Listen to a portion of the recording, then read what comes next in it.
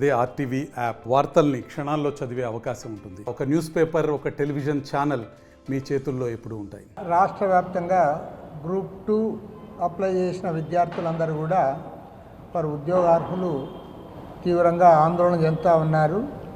ప్రత్యేకించి రోస్టర్ సిస్టంలో వారు చేసిన మార్పులు ఏవైతే జీవో నంబర్ 77 ఫలితంగా దాన్ని ఉపసంహరించుకోవాలని, అంతవరకు పరీక్షలు వాయిదా వేయాలని చెప్పి వారు కోరుతూ ఉన్నారు.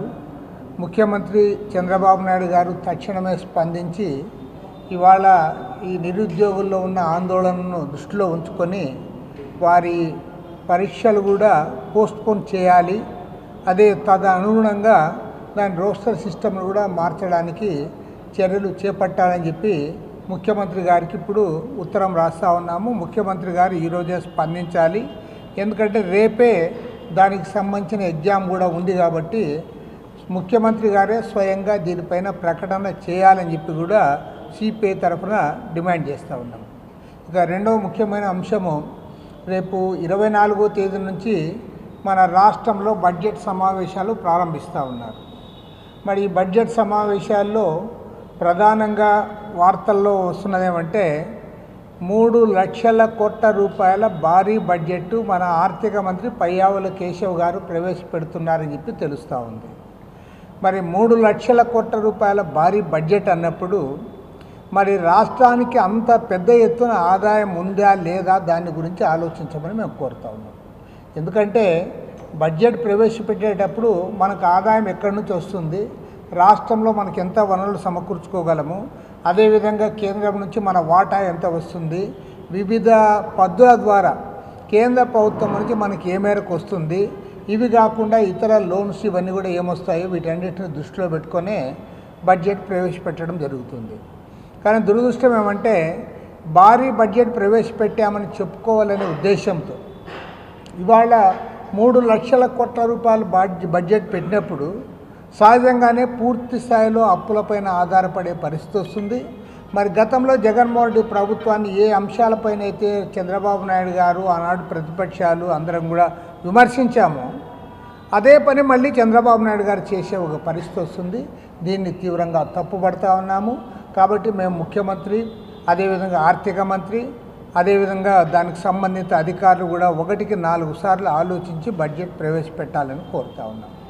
రెండవది ఏమంటే గత 5 ఏళ్ల కాలంలో జగన్మోహన్ రెడ్డి ప్రభుత్వం అధికారంలో ఉన్నప్పుడు ఇరిగేషన్ ప్రాజెక్టుల నిర్మాణం పట్ల ఒక రకంగా చెప్పాలంటే శీతకన్ను వేశారు, నిర్లక్ష్యం చేశారు, నిధులు కేటాయించడంలో ఏమాత్రం కూడా శ్రద్ధ చూపలేదు, ఆ కేటాయించిన నిధులు కూడా సక్రమంగా ఖర్చు పెట్టలేకపోయారు. కాబట్టి ఈసారి మేము ప్రభుత్వాన్ని కోరుతున్నది ఏమంటే ఖచ్చితంగా బడ్జెట్లో 10% ఇరిగేషన్ రంగానికి కేటాయించాలని ప్రభుత్వాన్ని కోరుతా ఉన్నాం. అంటే దాదాపు 30,000 కోట్ల రూపాయల బడ్జెట్ ఈరోజు ఇరిగేషన్ ప్రాజెక్టులకు కేటాయించడం ద్వారా అటు రాయలసీమలో ఉన్న ప్రాజెక్టులు, ఉత్తరాంధ్ర ప్రాజెక్టులు, అదేవిధంగా మిగతా ప్రాంతాల్లో ఏవైతే వెనుకబడిన ప్రాంతాల్లో ఉన్న ప్రాజెక్టులు దాన్ని చేయాలి. ఎందుకంటే ఇరిగేషన్ ప్రాజెక్టుల పేరు మీదుగా సంవత్సరాలు కాలం గడిచిపోతూ ఉంది తప్ప దానికి ప్రాధాన్యత ఇవ్వడం లేదు. దానికి పెద్ద ఉదాహరణ ఏమంటే ఇవాళ ఎన్టీ రామారావు గారు ముఖ్యమంత్రిగా ఉన్నప్పుడు 1989లో హంద్రీనివా ప్రాజెక్టు, గాలేరు నగర్ ప్రాజెక్టు, ప్రకాశం జిల్లాలో వెలుగొండ ప్రాజెక్టులు ఆయన ప్రకటించాడు. ప్రభుత్వం పోయింది. మళ్ళీ 1995-96 ప్రాంతంలో చంద్రబాబు నాయుడు గారు ముఖ్యమంత్రి అయిన తర్వాత ఆయన స్వయంగా శంకుస్థాపన చేశాడు. మరి చంద్రబాబు నాయుడు గారు ఆ ప్రాజెక్టులకు శంకుస్థాపన చేసి ఇప్పటికీ దాదాపు 30 సంవత్సరాలు గడిచిపోయిన తర్వాత కూడా దాదాపు 29 ఇయర్స్కు కంప్లీట్ అయిపోయింది, 30వ సంవత్సరం వచ్చింది. నేను సూటిగా అడుగుతా ఉన్నా, ఒక్క ప్రాజెక్ట్ అయినా కంప్లీట్ చేశారా? ఏ ఒక్క ప్రాజెక్ట్ కింద, హంద్రీనివా కింద కానీ, గాలేరు నగర్ ప్రాజెక్ట్ కింద కానీ, వెలుగొండ ప్రాజెక్ట్ కింద కానీ ఒక్క ఎకరా ఆయకట్టు డెవలప్ చేశారా? మీరు చేయలేకపోయారు. వెలుగొండ ప్రాజెక్టులో అయితే కనీసం వాళ్ళకి ఇది ఇప్పటివరకు సొరంగం కూడా పూర్తి చేయలేకపోయారు. కాబట్టి ఏమంటే ఇవాళ దశాబ్దాలు గడుస్తున్నా సరే ప్రాజెక్టుల కోసం రైతులు ఎదురు చూస్తూ ఉన్నారు తప్ప మీరు వాటిని కంప్లీట్ చేయలేకపోయారు. కాబట్టి నేను ముఖ్యమంత్రి గారిని కోరుతా ఉన్నా, ఇవాళ వెలుగొండ ప్రాజెక్టుకు సంబంధించిన ఆ ప్రాంత వాసులు కనీసం ఈ బడ్జెట్లో 2,000 కోట్ల రూపాయలు కేటాయించాలని న్యాయంగా డిమాండ్ చేస్తూ ఉన్నారు. అదేవిధంగా అంద్రినీవా ప్రాజెక్టు, గాలేరు నగర్ ప్రాజెక్టు అక్కడ ఆయకట్ డెవలప్ చేయాల్సిన అవసరం ఉంది. అక్కడ కాలు వెడల్పు చేయాల్సిన అవసరం ఉంది.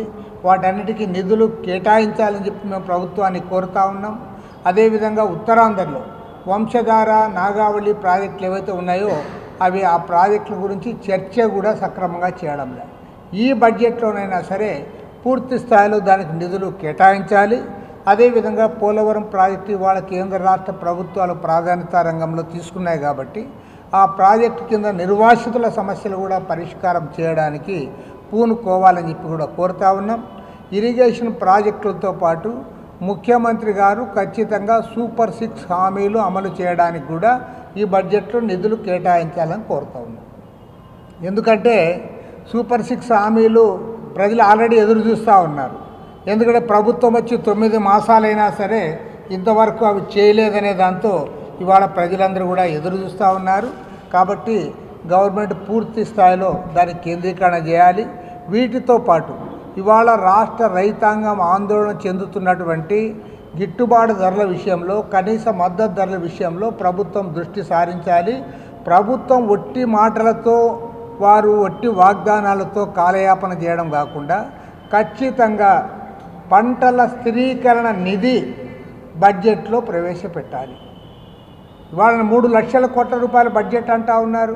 కనీసం 1% మీరు కేటాయించిన 3,000 కోట్ల రూపాయలు ఉంటుంది అందులో మీరు. కాబట్టి కనీసం రైతులను దృష్టిలో ఉంచుకొని, ఎందుకంటే రైతులకు ఇస్తామన్న 20,000 రూపాయలు కూడా ఇంతవరకు ఇవ్వలే.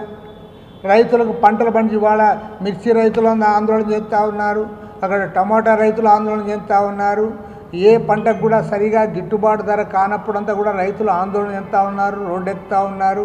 కాబట్టి పంటల స్థిరీకరణ నిధి, ధరల స్థిరీకరణ నిధి అనేది ఖచ్చితంగా ఏర్పాటు చేయాలి.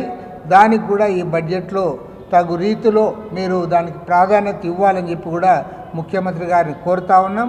అదేవిధంగా ఇంతకుముందు అజయ్ కుమార్ గారు చెప్పినట్లుగా ఇవాళ భారతదేశ వ్యాప్తంగా భారత కమ్యూనిస్ట్ పార్టీ ఆధ్వర్యంలో పెద్ద ఎత్తున రాజకీయ ప్రచార కార్యక్రమానికి శ్రీకారం చుట్టాం. మార్చి 23వ తేదీ నుండి ఏప్రిల్ 14వ తేదీ వరకు. మార్చి 23 ఏమో భగత్ సింగ్ గారి వర్ధంతి, అదేవిధంగా ఏప్రిల్ 14వ తేదీ నాడు అంబేద్కర్ గారి జయంతి. కాబట్టి ఏమంటే భగత్ సింగ్ గారి వర్ధంతి నాడు ప్రారంభించి అంబేద్కర్ గారి జయంతి ఏప్రిల్ 14 వరకు దేశవ్యాప్తంగా అన్ని రాష్ట్రాల్లో ప్రచార కార్యక్రమాన్ని చేపట్టాలని చెప్పి మా పార్టీ జాతీయ కార్యవర్గ సమావేశం నిర్ణయించింది. అందుకు అనుగుణంగా ఈ రాష్ట్రంలో కూడా 26 జిల్లాల్లో కూడా ఈ కార్యక్రమాన్ని మేము టేకప్ చేయబోతా ఉన్నాం.